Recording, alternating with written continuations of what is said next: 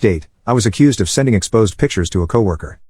A lot has changed since Friday, most stressful time of my life yet. I flew back to California Friday afternoon. Also hired myself a lawyer. Head of HR called early evening and said she wanted to sort this matter out beyond office hours. Rachel, not her real name, she is the one who accused me, didn't show up at work Friday. She was supposed to be working through New Year, since very few personnel have been manning our work over the holidays. HR scheduled meeting at the executive conference room, which is 4 floors on top of our work area. She did advise me not to communicate with other coworkers till this matter is looked into by HR. I also informed her that I've hired a lawyer, for any ramifications that might unfold from this incident. She assured me that they will be fair and try to mediate this matter, as if I actually did send that picture.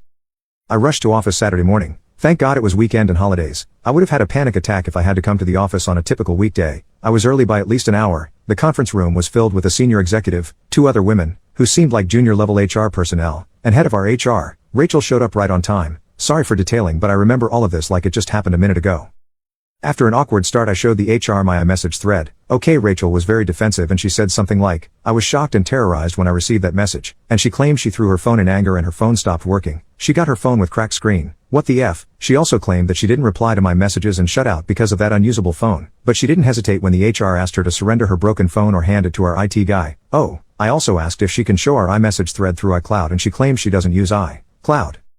2 things, she owns an iPhone, iPad and a MacBook. It's very unlikely that she doesn't use iCloud for messages. Moreover, if she claims her screen was broken, how the heck was I blocked? I know she had her read receipts turned on from our conversation history, but none of my past messages had any message read notifications. Anyhow, our IT guy dropped by, took a backup and recovered on someone else's iPhone by afternoon. During this time we took a break and decided to reconvene by afternoon. The IT guy came with restored phone and guess what? Her message inbox was empty. She was also asked to log into her Apple account and even then her message inbox was still empty. She started panicking saying that phone drop might have broken some chip or something. Our IT guy checked her phone. We were asked to sign a consent before turning our personal devices to company, and did something with work profile config or something. All her app data was intact except notes, contacts and messages and photos. Our IT guy gave his conclusion that it was deliberately deleted. This was few hours ago.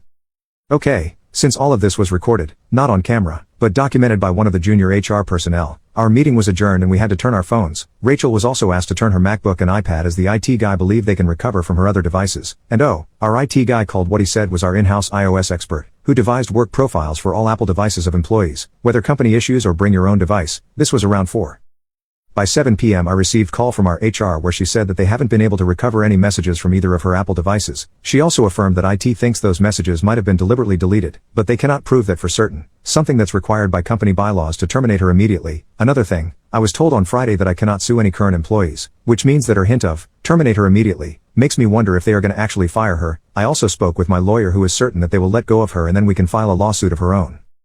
Not sure what the future is going to hold for me, but all I'm looking forward to in the next few days is a legal obligation wherein Rachel is forced to publicly apologize everywhere for accusing me of sending her exposed pictures. I haven't spoken to her or able to determine the true intention for framing me into this. I'll be going to office late evening on Monday to talk to those IT guys and collect my phone back. I was cleared to collect my phone. Not sure of Rachel. I might also ask them if they found anything worth helpful, since at this point in time they are the only people besides Rachel that can see what's won her device. Still 2 unanswered questions. If she would be fired, so that we can file a lawsuit against her, and why the heck did she do it?